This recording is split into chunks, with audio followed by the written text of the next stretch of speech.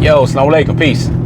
Coach Nazir, one of the co-founders of Outstanding Personal Relationships. And I just want to kind of pop in today to discuss something that I think is kind of important.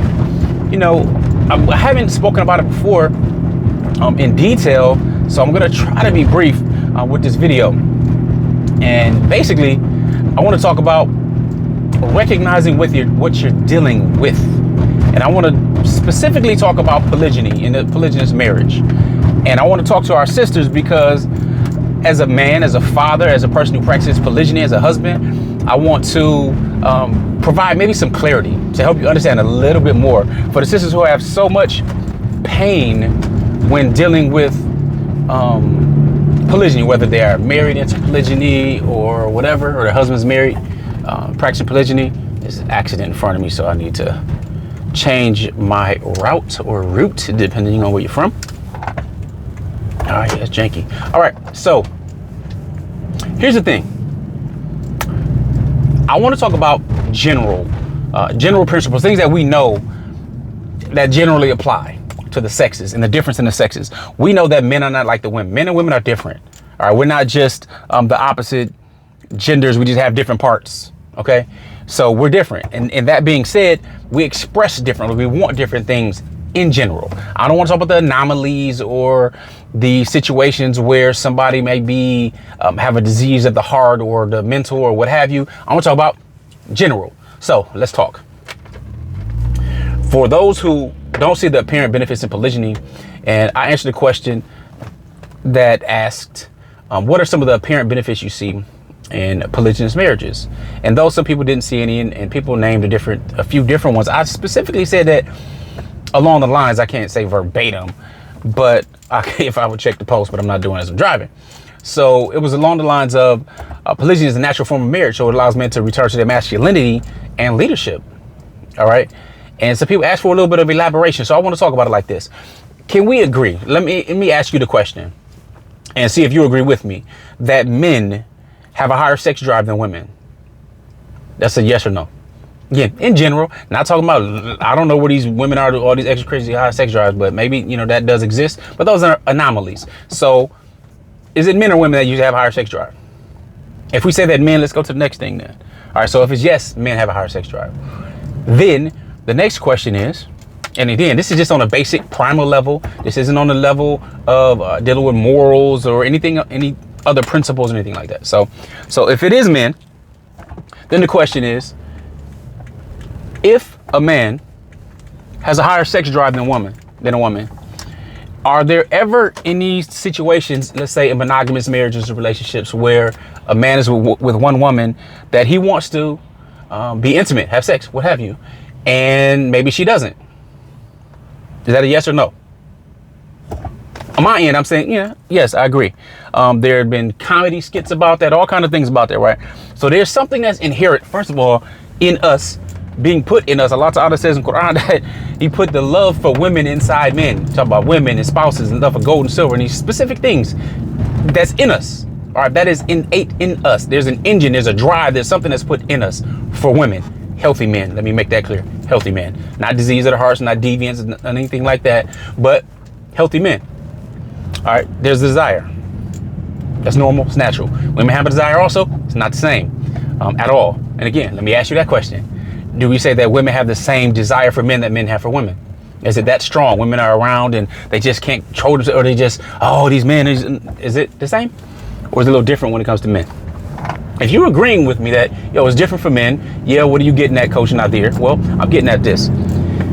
So if men have this high desire for women, and then on a base level, just on almost a primal level, I guess I would say, that they want it more than women want it per se, then a natural way of being and satisfying just on that basic primal biological level would be to marry more than one woman. Now, before we get to the moral part of that, would that satisfy women? Women usually, and see if you agree, women usually they're not looking for polygamous or polyandry or multiple men and stuff like that for a family. They're looking for one strong man, period, that can provide security and other emotional things and satisfy their needs, usually looking for one. So women in general are monogamous. We're not talking about sexual fantasies and stuff like that. We're talking about, again, now at this point, talking about morals and have some type of morality. So on that level, women are looking usually for one man in general. Do you agree? Not agree. We're talking about generally, not the anomalies. Maybe you do, maybe you don't. I don't know. But with this being said, women, for example, aren't available certain times in the month if she's not pregnant, right? Not available to satisfy this man's need.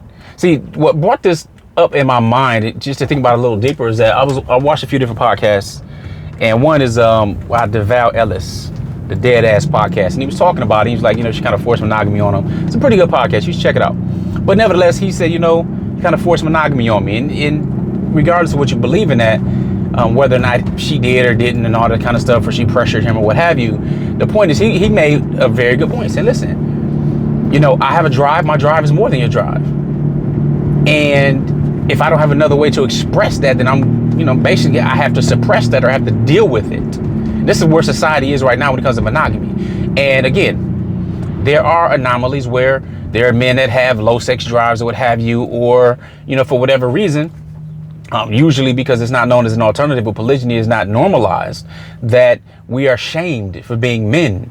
All right, men like and love women. Yes. Now this is where morality comes into play, because now you have to lower your gaze. Now you have to control and practice self-discipline amongst yourself. And however, Islam in particular shows and shares with us how to satisfy these natural instincts and needs, which is marriage, which is providing for, which is being just and being fair.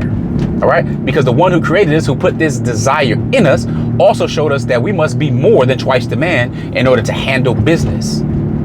Okay, now again, primal level, basic level, just talking about sex on that level. Now, again, sex, it's funny because when you look at it, even the difference of men and women when it comes to sex, where I don't care how many different psychological books you read, you will hear and know and learn that women have more of an emotional attachment when it comes to sex than men. Sometimes for men, it's just an act of release or right. So with that being said, though, and knowing this in particular, it's interesting because I have a number of friends of mine that are psychologists and psychiatrists and other individuals I bounce things off of, from time to time. And one of the things they talk about is one of the first questions a husband who is found to be cheating or having an affair is asked is, well, did you love her? Do you love her? And many times, if the answer is no, they usually tend to work it out. There's no emotional attachment. The wife is like, okay, well, this happened. It's, it's an act for you, blah, blah, blah type stuff. And they tend to go on about it, and sometimes they fix things and so on. So, again, with that being said, what happens to people when you begin to suppress normal and natural desires? See, one of the reasons we talk about polygyny a lot is because polygyny is not getting equal coverage or equal play. Polygyny is simply a form of marriage. But with this form of marriage, it requires a man to be much more. All right. It requires a man to be responsible for his pleasures and to become much more. What do I mean? When a person suppresses something, it may come out in a different way.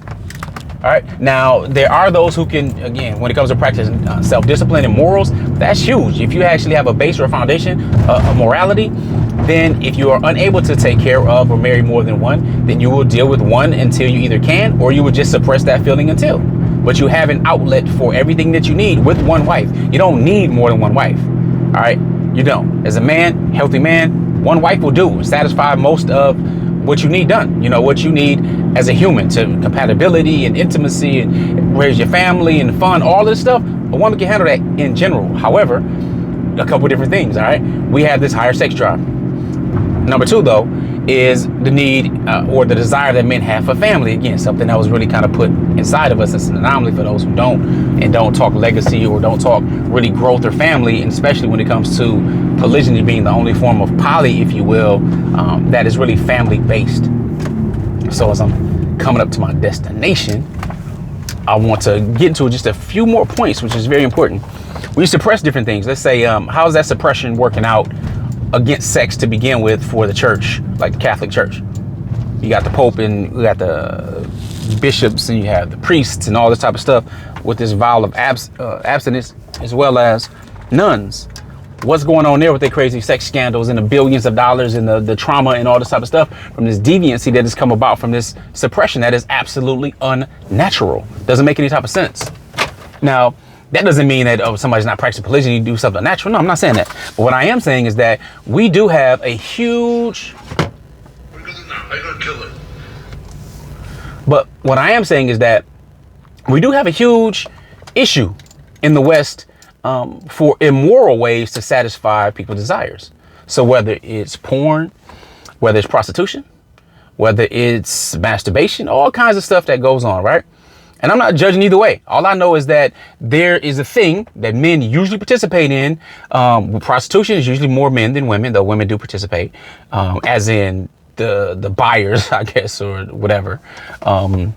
That industry. Porn, similarly, is more men than women, but again, women do participate in stuff like that. So we have all these different diseases of the heart and stuff like that, but we're not dealing with ourselves being natural. So since polygyny is getting normal and natural coverage or play, then we have other men who are capable of the thing, but since polygyny is not known or is disrespected or scoffed at or what have you, then you know, we have all these other social ills that come from it, where polygyny has come to really handle a lot of social ills and provide a solution for it. So, for example, you have people of power and authority and so on, different politicians or different religious figures and leaders. Let's say one that's two of them is like Jesse Jackson. All right, Jesse Jackson with his affairs and children. Or we can even talk about Martin Luther King Jr. I mean, Martin Luther King Jr. was tapped by the FBI having all kinds of things going on with him sexually that was not with his wife. All right, just facts. OK, so. And it doesn't matter if we talk about Jimmy Swaggart, we're going to talk about Bill Clinton. We can go on and on and on and on this list of people that are monogamously married, but for some reason had chose to do something that was immoral and outside of it, whereas polygyny wasn't even an option. Again, I always talk about it, but monogamy is made to protect men.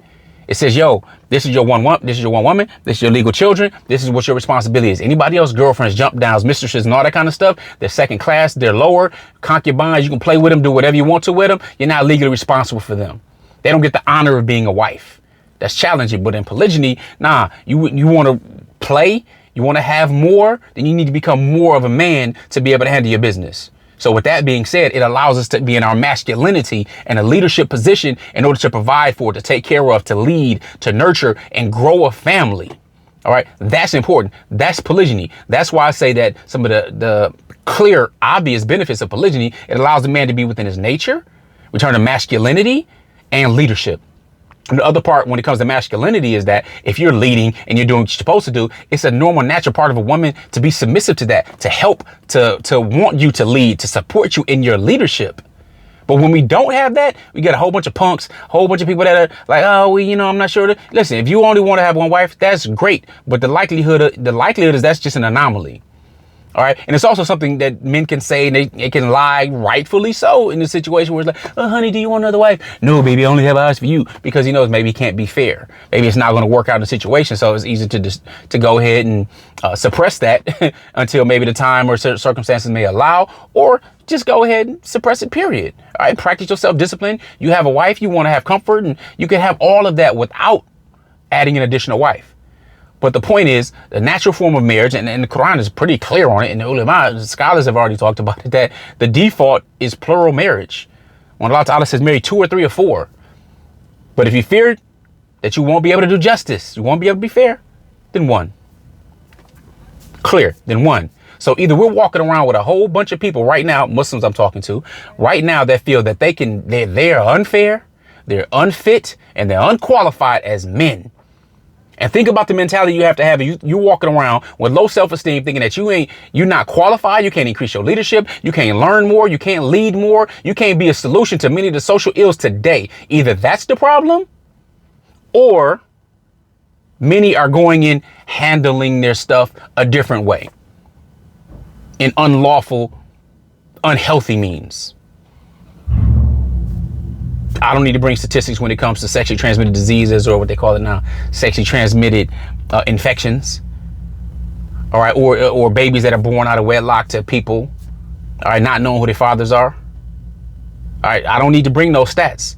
So we can talk about the ills that come from men not stepping up to the leadership position and being concerned about what people say about them, and from that perspective. But I want to say that because it's clear to me, at least, that just on a basic level, as a man's nature, that one, sexual drive is much stronger.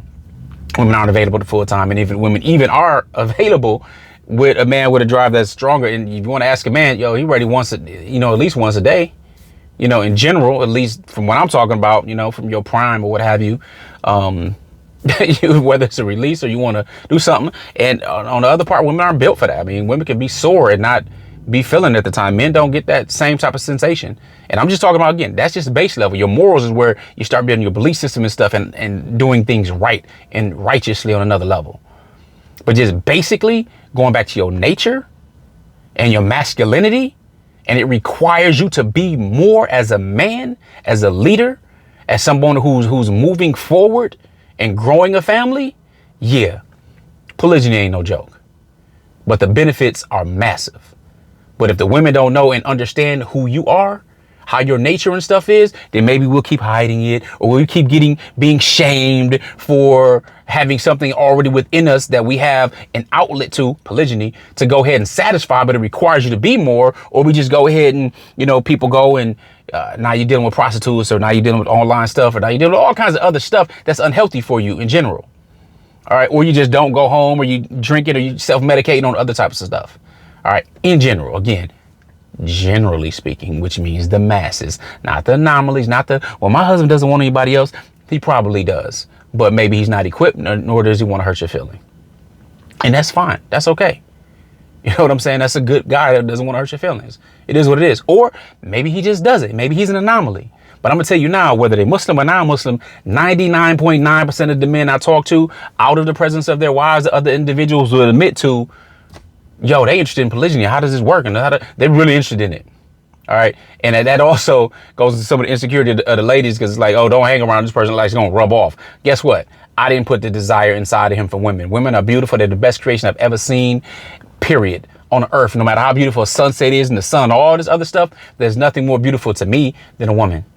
All right. But it takes morals to lower your gaze and focus on what's yours, what's not yours, and know the boundaries. And that's the spiritual foundation that is crucial for any type of success in this life, but especially in the hereafter. So with that being said, I've already went too long. I'm at my destination. Prayerfully understand what I'm saying. Let's have some discussion on it. What do you think? You know what I'm saying? Give me some feedback. What y'all think? Let's have some convo. And we're going to carry the convo on in our Facebook page, our Facebook group. Let's Talk Polygyny. So if you haven't joined, answer the questions. If you don't answer all the questions, you will not become part of the group. But we do have intimate conversations like this and answer questions and stuff like this. This is where the idea spawned from for this video. So, all right, y'all. Assalamu alaikum. Peace.